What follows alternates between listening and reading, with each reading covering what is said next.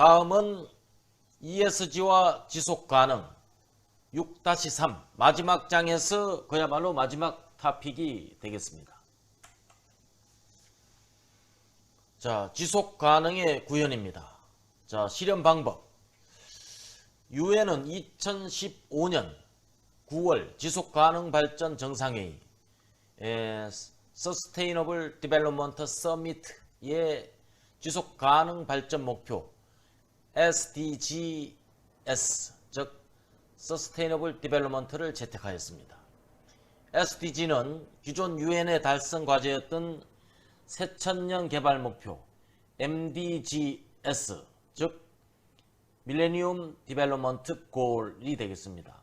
이 후속 의제로 빈곤 퇴치, 불평등 해소, 일자리 창출, 경제 성장, 지속 가능한 발전, 기후 변화, 문제 해결 등을 주된 골자로 하고 있습니다. 자, 그 다음에 지속 가능 발전이라는 개념은 이를 실현하기 위해서 인류 공동의 17개 목표로서 2030 지속 가능 목표, 아까 봤죠? 17개 목표 우리 살펴본 바가 있죠. 2030 17 목표, 이것이 지속 가능 발전 의제라고도 합니다. 그래서 한 사람도 소외되지 않는 것, 이것을 우리가 목표로 잡고 인간, 지구, 번영, 평화, 파트너십이라는 5개 영역으로 세분화하였습니다. 그래서 인류가 나아가야 될 방향성, 17개의 목표와 169개의 세부 목표를 제시한 바 있습니다. 다음은 이제 실현 방법입니다. 자, 실현 방법은 우리나라에서도 국제사회의 일원으로 책임을 지기 위해서 한국형 지속가능 발전 목표인 KSDGs를 수립하였습니다. 소위 말하는 한국형 실현 방법이죠. 그래서 모두가 사람답게 살 수 있는 포용사회 구현, 모든 세대가 누리는 깨끗한 환경 보전, 그 다음에 삶의 질을 향상시키는 경제 성장, 인권 보호와 남북 평화 구축, 지구촌 협력과 같은 5대 핵심 전략을 중심으로 구성이 되어 있습니다. 또한 SDGs와 같이 실천 항목으로 17개 목표와 119개 세부 목표, 236개의 지표를 설정하고 정부기관, 지자체, 시민단체, 전문가, 이해관계자 등 다양한 관점에서 전략적 달성을 위해서 노력을 하고 있습니다. 자, 기업이 달성 가능하다는 것은 지구가 지속 가능하다는 의미가 담겨 있어요. 그래서 시장 경쟁에 살아남는다는 의미도 우리가 가지고 있습니다. 특히 지속 가능하다는 현대 사회에서 의미는 4차 산업혁명을 기점으로 해서 기업의 글로벌 시장을 목표로 하고 있고요. 기업들은 지역, 사회, 국가를 넘어서서 글로벌 시장에서 지속 가능한 삶을 위해서 고군분투해야 함을 의미하고 있는 것입니다.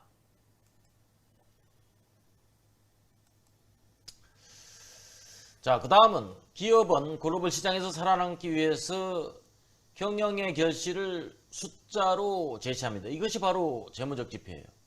근데 투자자들은 지속 가능성이 높은 기업, 글로벌 시장에서 살아나갈 확률이 좋은 기업, 이런 기업에 투자를 합니다. 그런데 기업의 사회적 책임이 선명해지면서 몇몇 기업들은 더 많은 투자를 받기 위해서 CSR 연례 보고서를 발표를 합니다. 점점 기업이 늘고 있죠. 최근에는 사회적 책임뿐만 아니라 환경, 사회, 지배구조를 통해서도 기업의 지속 가능성을 확인을 하고 있습니다. 그래서 단순한 재무지표나 CSR 보고서만으로 어떤 기업이 지속 가능 경영을 잘하고 있는지 알 수가 없습니다. 그래서 기관 투자자뿐 아니라 주식 투자자들도 상장된 기업 가운데 어떤 기업이 재무적 성과뿐만 아니라 비재무적 성과를 내고 있는지 확인을 하는 그런 시대에 우리가 살고 있습니다. 그리고 세계적인 컨설팅 회사 그 맥켄지 & 컴퍼니는 투자자들은 지속 가능 경영과 주주 가치를 증명할 정보를 가지고 있지 않다고 밝혔습니다. 그래서 기업들은 이 관계의 명확성을 증명하지 못하고 있다. 그래서 이 때문에 수십조 달러의 움직임이 방해받고 있다라고 그 연구 결과를 제시한 바 있습니다. 이런 갈증을 시원하게 해결해 주는 것이 바로 ESG입니다. ESG는 기업의 지속 가능성을 엿볼 수 있는 비재무적 지표죠. 그래서 투자 기관들은 이제 ESG 지표를 보면 그 기업에 투자를 해도 되는가 안 하는가를 결정할 수 있어요. 그래서 ESG 성적표가 기업의 투자 유치에 새로운 그런 그 척도가 되고 있다. 이렇게 봐도 무방하겠습니다. 실례로 미국의 투자기금, 환경단체, 민간그룹이 결성한 비영리연합체 세리스라고 하죠. 세리스는 기후변화 투자 네트워크 프로젝트에 총 11조 달러 자산이 투자가 되어 있습니다. 그래서 이미 이것은 선언적인 의미가 아니라 이미 구체화되고 실현되고 있는 현실이라고 볼 수가 있겠습니다. 그 다음에 목표의 상호 연계성입니다. 자, 글로벌 회계법인 EY의 최근 설문조사 결과를 보면 기관 투자자의 90%는 지속가능 경영의 핵심인 환경, 사회, 지배구조의 소위 말하는 ESG 요소들이죠. 이런 비재무적 성과를 투자 의사 결정의 핵심으로 고려한다고 응답을 했다고 밝혔습니다. 그러니까 이건 뭐 90%니까 전부 다죠. 특히 SDG의 17개 목표 중 5번째 항목인 성평등 달성 및 여성 역량 강화, 그 다음에 8번째인 경제 성장 촉진 및 일자리 확보, 그 다음에 12번째인 지속 가능한 소비와 생산, 그리고 13번째인 기후 변화 대응은 기업의 ESG 경영과 연관성이 매우 깊다고 밝혔습니다. 그래서 SDG에 해당하는 4가지 목표는 ESG의 지배구조 변화를 위한 여성 임원 확대, 그 다음에 비재무적 정보 공시 강화, 그 다음 책임 투자 확대, 기업의 지속 가능한 사안들과 일맥상통한다고 이렇게 볼 수가 있겠습니다. 그 다음엔 세부적으로 그 4가지를 하나씩 살펴보도록 하죠. 자, 목표 5번에 제시된 성평등 달성 및 여성 역량 강화입니다. 이 목표는 여성 차별 금지 및 동등한 기회 제공, 여성 참여 확대, 여성의 역량 강화, 성평등 등 이 항목들의 의무화에 대한 법안 제정 등 세부 목표를 가지고 있습니다. 특히 유럽연합은 여성 임원 할당제 의무화가 굉장히 활발하게 논의가 되고 있습니다. 특히 미국에서는 비영리기관을 중심으로 여성 임원 비율을 높이고 있어요. 그래서 여성들의 성평등 등을 지금 구체적으로 해소하고 있고, 캐나다에서는 성평등 등 여성 역량 강화를 하나의 투자 지표로 삼고 있습니다. 그래서 기업이 여성 권익을 향상하고 성평등을 지향하면 투자를 할 수 있는 투자 펀드 SRI 펀드가 출시되기도 하였습니다. 이게 매우 지금은 기업이 이제 이미 선택이 아닌 거예요. 이건 필수적으로 거기에 도달해야만 투자 유치를 받을 수 있는 그런 상황입니다. 그 다음에 목표 8에 제시한 경제 성장 촉진 및 일자리 확보, 그 다음에 목표 12에 제시한 지속 가능한 소비와 생산을 조금 더 세부적으로 살펴보겠습니다.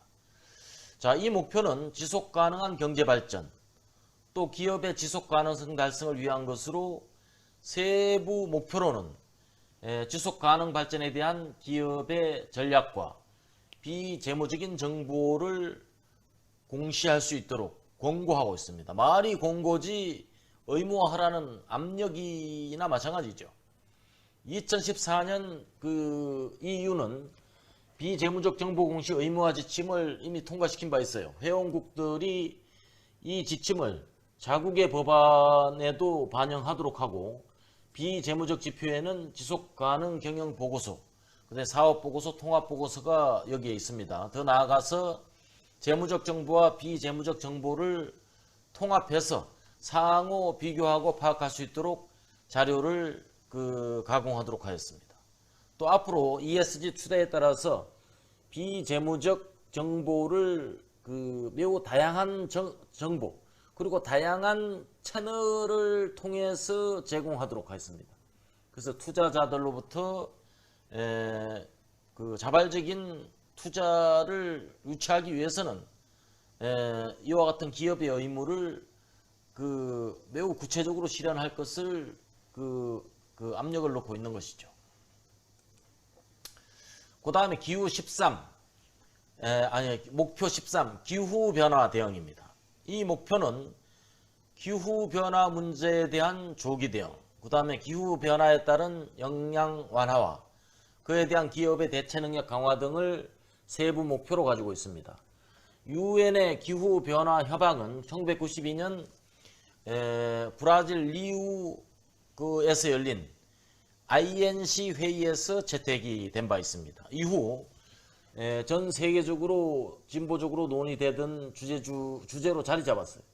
그다음 2016년 파리 기후 협정에서는 다시 한번 이 리우 협약을 강조했고, 기후 변화는 10수년을 거쳐온 국제 문제라는 데 의견을 같이 하고, 특히 우리나라는 2030년까지 2017년 대비 온실가스 24.4% 감축 목표를 제시한 바 있습니다. 그 다음에 SDG의 여러 가지 목표들은 ESG 활동, 경영, 투자, 평가, 리스크 등과 함께 직접 연결이 되어 있어요. 그래서 이 둘을 개별적으로 이해하는 것은 맞지 않고 통합적으로 이해하는 것이 필요합니다. 그래서 ESG 경영 목표가 지속 가능 발전에 기여하는 의사결정의 핵심이 되는 경영입니다. 그리고 SDG는 이미 글로벌 합의가 된 목표입니다. 그래서 이 둘은 아주 자연스럽게 긴밀하게 맞물려 있다는 걸 우리가 확인할 수 있습니다. 자, 지금 이제 이러한 국제적인 노력, 또 한국의 어떤 목표 제시, 이런 것들을 살펴봤는데, 마지막으로는 그럼 한국은 ESG에 대한 구체적인 노력이 실천해 왔는가? 노력을 했다면 지금 성과는 어느 정도 나타나고 있는가를 한번 냉철하게 돌아볼 필요가 있겠습니다. 자, 첫 번째는 이산화탄소 배출량을 한번 살펴볼 필요가 있어요. 자, 여기에 이 그래프를 보면 좀 다소간 이 한국의 실천 상황이 좀 암담하기도 한데요. 자, 미국이 제일 높습니다. 미국이 지금 이산화탄소 배출량 가장 높아요. 절대 양으로 보면 제일 높죠. 미국이 제일 높고, 그 다음에 사우스 코리아, 한국입니다. 그 다음에 일본, 독일, 굉장히 낮죠. 그 다음에 스페인, 그 다음 유나이티드 킹덤, 영국, 프랑스, 터키, 멕시코 이렇게 돼 있어요. 이건 OECD 국가를 중심으로 측정한 겁니다. 이 한국은 더 심각한 것은 지금 2010년까지 좀 다소 감소되는 듯 하다가 지금 증가되고 있습니다. 2010년 이후에. 그래서 1인당 이산화탄소 배출량의 절대량 기준에서 매우 지금 심각한 상황이에요. 그 다음에 더 심각한 것은 다음 장. 자, 이것은 1990년도를 기준으로 1990년도 현재 수준을 제로 포인트로 했어요. 이 제로를 기준으로 해서 지금 전체 그 OECD 국가의 노력을 볼 수 있는데 이 영국은 지금 굉장히 획기적으로 지금 낮아지고 있어요. 프랑스, 독일, 미국, 일본, 멕시코. 어쨌든 1990년도를 기점으로 해서 굉장히 낮아지고 있는 추세입니다. 근데 한국은 지금 급속도로 증가하고 세계 1위입니다. 이거 굉장히 심각한 수준이 아닐 수가 없어요. 터키가 좀 한국을 따라오려고 하고요. 그래서 이런 상황으로 보면 1990년 대비 상대 지표로 보면 한국은 거의 노력하지 않았을 뿐만 아니라 오히려 방관하고 있다. 방관하고 있지는 않겠습니다만 굉장히 심각한 수준의 지금 데이터 추이를 보이고 있어요. 자, 그렇다면 국제사회에서 과연 이런 한국의 상황을 어떻게 바라보고 있을까요? 그거 한번 냉엄하게 한번 살펴볼 필요가 당연히 있겠죠. 그래서 문재인 정부 시절에 국가 온실가스 감축 목표란 그런 타픽에 온실가스 배출에 대한 책임과 역량을 고려해서 자발적으로 얼마만큼 온실가스를 줄일 것인지에 대한 UN 기후변화 협약에 공식적으로 문서를 제출할 계획을 발표를 했습니다. 그래서 현재 한국이 제시한 NDC 목표죠. 박근혜 정부 시절 2015년 6월 30일 제출된 2030년까지 배출 전망치가 온실가스 감축을 위한 인위적 조치를 취하지 않았을 때 대비, 그러니까 아무런 노력을 하지 않았을 때 대비 37% 감축하겠다고 밝혔어요. 이건 국제사회에 밝힌 겁니다. 그래서 이런 감축 정책이 없다면 한국의 온실가스 연간 배출량은 2030년에 약 850, 그러니까 8억 5,100만 톤까지 늘어날 것으로 예상이 되지만 이를 줄여서 5억 3,600만 톤을 배출하겠다는 계획을 제시한 것입니다. 이러한 박근혜 정부의 목표는 2016년 독립적인 국제 기후변화 전문기관 평가기관으로부터 사우디아라비아, 호주, 뉴질랜드와 함께 4대 기후악당이라는 평가를 받았습니다. 심각하죠. 기후악당입니다. 한국이 기후악당이라니 참 어마어마한 평가를 받고 있죠.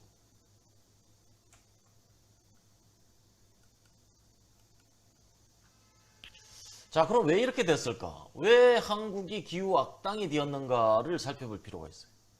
첫째, 목표 자체가 매우 불충분하다. 한국의 어떤 경제발전이나 위상, 기술 능력 수준에서 볼 때 이 정도 목표는 매우 불합리하다는 것입니다. 산업화 이전 대비 세계 평균기온 상승폭을 1.5에서 2도 이내로 제한한다는 파리 협정의 목표를 전혀 맞출 수 없는 목표다는 것입니다.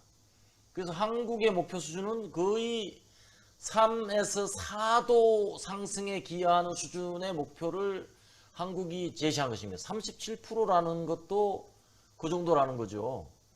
그러니까 3, 4도 올리면 이거는 공멸하는 그런 수준입니다. 그 다음에 한국의 1인당 온실가스 배출량의 가파른 제가 아까 봤죠. 1990년도에 약 5억 8천만 톤이었던 한국의 1인당 배출량은 2016년 이거 2배 이상 늘어난 거예요. 기후악당이라는 말을 들을만 하죠. 셋째는 한국이 석탄 화력 발전소 최대 수출국입니다. 이 선진국에서는 이를 막으려고 하는데 한국은 중국, 일본과 함께 공적 금융기관이 석탄 화력 발전 투자와 건설을 적극적으로 지원하는 제3위 국가에 등극했습니다. 네 번째는 2020년 감축 목표를 아예 폐기해버렸어요. 2009년 11월 이명박 정부는 2020년까지 BAU 대비 20% 감축이라는 목표를 설정했는데 2020년 온실가스 배출량을 5억 4,300만까지 줄여야 되는 이 목표였어요. 그런데 이명박 박근혜 시절 한국은 연간 온실가스 배출량이 전가되기에 이르렀죠. 그래서 2016년 5월 박근혜 정부는 목표 달성이 어려워지자 슬그머니 2020년 온실가스 감축 목표를 삭제하고 2030년 목표로 대체해버렸습니다. 야, 이거 심각하죠. 이게 뭔가 국제사회에 제시한 목표를 이행하지 않고 슬그머니 폐기하는 이런 상황에 지금 직면하고 있는 것입니다. 자, 그러면 이대로 가면 어떻게 할 것인가? 한국에 또 깨시민들이 있죠. 깨어있는 시민들이 드디어 들고 일어섰습니다. 그래서 한국 정부를 포함한 세계 각국의 기후위기 대응은 굉장히 시민사회를 중심으로 매우 긴박하게 움직이고 있죠. 옥스퍼드 사전은 기후비상이라는 클라이밋 이머전시라는 2019년을 대표하는 새로운 단어로 꼽았을 정도입니다. 그래서 크레타 툰베리로부터 촉발된 기후비상 행동은 전 세계로 확산되기에 이르렀습니다. 한국 시민들도 일어서기 시작했어요. 그래서 기후위기 비상행동이 만들어졌습니다. 2020년 3월 청소년 기후행동 소속 청소년 19명이 정부의 이런 소극적인 온실가스 감축 목표가 헌법에 고장된 국민의 기본권을 침해하는 것이다 라고 밝히면서 헌법 소원을 청구했습니다. 그래서 미래 세대가 현 세대를 규탄하게 이르는 거죠. 그래서 우리가 지난 장에서 공부한 바 있던 그린 뉴딜 정책이 발표되기에 이르렀습니다. 그래서 시민과 시민사회의 압력에 밀려서 2020년 4월 총선에서 원내 정당, 민주당 정의당이 기후위기 대응을 위한 그린 뉴딜을 약속을 했죠. 그래서 5월에는 문재인 대통령이 기후위기를 강조하고 그린 뉴딜 검토를 지시하고 한국판 뉴딜에 그린 뉴딜을 포함할 것을 천명했습니다. 그러니까 뭔가 움직이기 시작했어요. 그러니까 결국은 정부보다도 민간이 먼저 나서서 움직여서 정부의 압력을 놓고 움직이게 만드는 이런 상황에 이르게 된 것입니다.